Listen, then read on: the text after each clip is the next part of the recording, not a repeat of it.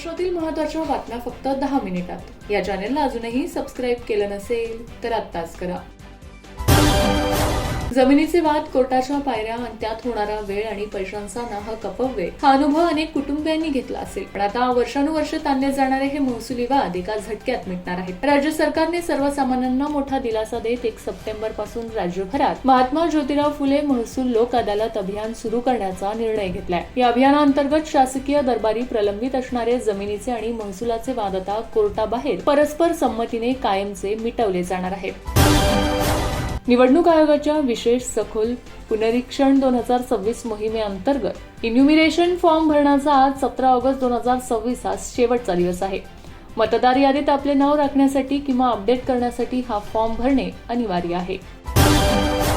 कोकण विभागात काही ठिकाणी ढगाळ तर काही भागात कोरडं हवामान राहण्याचा अंदाज आहे। मुंबई, ठाणे, पालघर, रायगड, नाशिक आणि रत्नागिरी जिल्ह्यांना पावसाचा येलो अलर्ट देण्यात आला असून या भागात जोरदार ते अतिमुसळधार पाऊस पडण्याची शक्यता आहे। पालघर, ठाणे, मुंबई आणि सिंधुदुर्गमध्ये मात्र कोणताही अलर्ट नाही। उत्तर महाराष्ट्र, धुळे, नंदुरबार, जळगाव आणि नाशिकसह घाटमाथ्यावर हलका ते मध्यम पाऊस होण्याची शक्यता आहे असं सांगण्यात आलंय। या भागात सध्या पावसानं काहीशी विश्रांती घेतली असून पुढील काही दिवसही अशीच परिस्थिती राहण्याचा अंदाज आहे। एलपीजी ग्राहकांसाठी दिलासादायक बातमी समोर आली आहे। आधार कार्डवर आधारित एलपीजी ई-केवायसी पूर्ण करण्याची शेवटची मुदत वाढवण्यात आली आहे। याआधी ग्राहकांना 16 ऑगस्ट 2026 पर्यंत ई-केवायसी पूर्ण करण्याचं आवाहन करण्यात आलं होतं। आता ही मुदत वाढवून 23 ऑगस्ट 2026 करण्यात आली आहे। त्यामुळे अजून ई-केवायसी न केलेल्या ग्राहकांना सुद्धा दिलासा मिळाला आहे।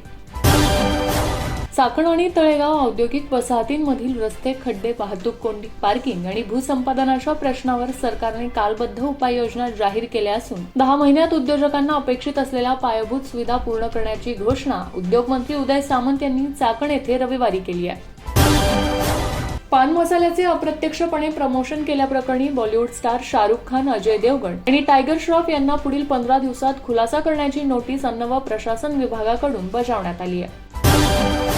राष्ट्रीय परीक्षा एजन्सीने यूजीसी नेट जून 2026 परीक्षेबाबत मोठा निर्णय घेतलाय। इंग्रजी, कॉमर्स आणि समाजशास्त्र या 3 विषयांची परीक्षा पुन्हा घेण्यात येणार आहे। या विषयांच्या प्रश्नपत्रिकांमध्ये चुका, चुकीचे पर्याय तसेच भाषेशी संबंधित त्रुटी असल्याच्या तक्रारी विद्यार्थ्यांकडून करण्यात आल्या होत्या। या तक्रारींची दखल घेत विद्यार्थ्यांच्या हितासाठी फेरपरीक्षा घेण्याचा निर्णय एनटीएने जाहीर केलाय।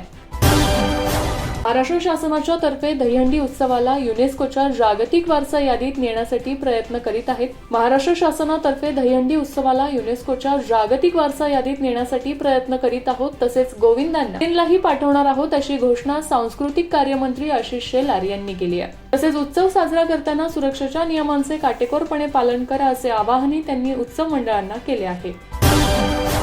कर्करोगावरील अत्यंत प्रभावी मानली जाणारी प्रोटॉन थेरपी आता शासन आणि रुबी हॉल यांच्या संयुक्त विद्यमाने पुण्यात सर्वसामान्यांना परवडेल अशा अत्यंत कमी खर्चात सुरू करण्यात येणार आहे। ही सुविधा सध्या केवळ मुंबईत उपलब्ध आहे। राज्यातील सार्वजनिक आरोग्य व्यवस्था अधिक सक्षम करण्यासाठी उपलब्ध असलेल्या 1440 डॉक्टरांची येत्या काही दिवसात नियुक्ती करण्यात येणार आहे। त्याचप्रमाणे आणखी 600 डॉक्टरांच्या भरतीसाठी जाहिरात काढण्यात येणार असून सुमारे 250 दंतचिकित्सकही लवकरच आरोग्य सेवेत दाखल होतील अशी माहिती आरोग्यमंत्री प्रकाश जावडेकर यांनी दिली आहे।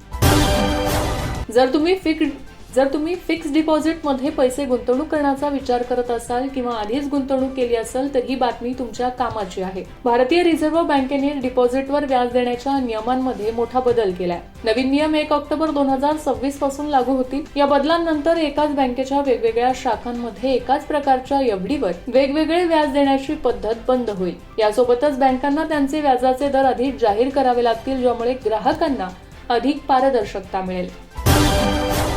तंत्रज्ञान आणि नाविन्यपूर्णतेला सत्ताधाराचा तिसरा आधारस्तंभ मानत पंतप्रधानांनी देशातील 1 कोटी तरुणांना एका वर्षात एआय ट्रेनिंग देण्याची घोषणा केली आहे। भारताला जागतिक पातळीवर इनोव्हेशनचे हब बनवण्याचे उद्दिष्ट यामागे आहे। जिल्ह्यातील दोडामार्ग, सावंतवाडी आणि वेंगुर्ला तालुक्यांमध्ये परप्रांतीयांनी खोट्या शेतकरी प्रमाणपत्राच्या आधारे मोठ्या प्रमाणावर शेतजमिनी खरेदी केल्याचा धक्कादायक प्रकार समोर आला असून आतापर्यंत सुमारे 70 प्रकरणांमध्ये अनियमितता आढळली आहे। शेती झोनमध्ये अनधिकृत पडॉटिंग आणि तुकडेबंदी कायद्याचे सर्रास उल्लंघन होत असून या संपूर्ण गैरव्यवहाराची सखोल चौकशी करण्यासाठी तातडीने एसआयटी कार्यान्वित करण्याचे निर्देश महसूल मंत्री चंद्रशेखर बावनकुळे यांनी दिले आहेत। संयुक्त महाराष्ट्राच्या निर्मितीसाठी हौतात्म्य पत्करलेल्या 106 हुतात्म्यांचे चिरंतन स्मरण व्हावे यासाठी महाराष्ट्र शासनाने ताब्यात घेतलेल्या एअर इंडियाच्या नव्या प्रशासकीय इमारतीच्या दर्शनी भागात या सर्व हुतात्म्यांची नावे ठळकपणे आणि सन्मानपूर्वक प्रदर्शित करण्याच्या प्रस्तावावर मुख्यमंत्री देवेंद्र फडणवीस यांनी सकारात्मक भूमिका घेतली आहे. मुख्यमंत्र्यांनी राज्याच्या मुख्य सचिवांना आवश्यक ती कार्यवाही करण्याचे निर्देशही दिले आहेत. राज्यातील शेतकऱ्यांसाठी मोठी आणि दिलासादायक बातमी समोर आली आहे. शेतकरी कर्जमाफीच्या निधीबाबत कृषी मंत्री दत्तात्रय भरणे यांनी महत्त्वाची घोषणा केली आहे. त्या 2 ते 4 दिवसात पात्र शेतकऱ्यांच्या बँक खात्यात कर्जमाफीची रक्कम जमा होण्यास सुरुवात होणार आहे. त्यामुळे अनेक दिवसांपासून कर्जमाफीच्या पैशांची वाट पाहणाऱ्या शेतकऱ्यांना मोठा दिलासा मिळणार आहे.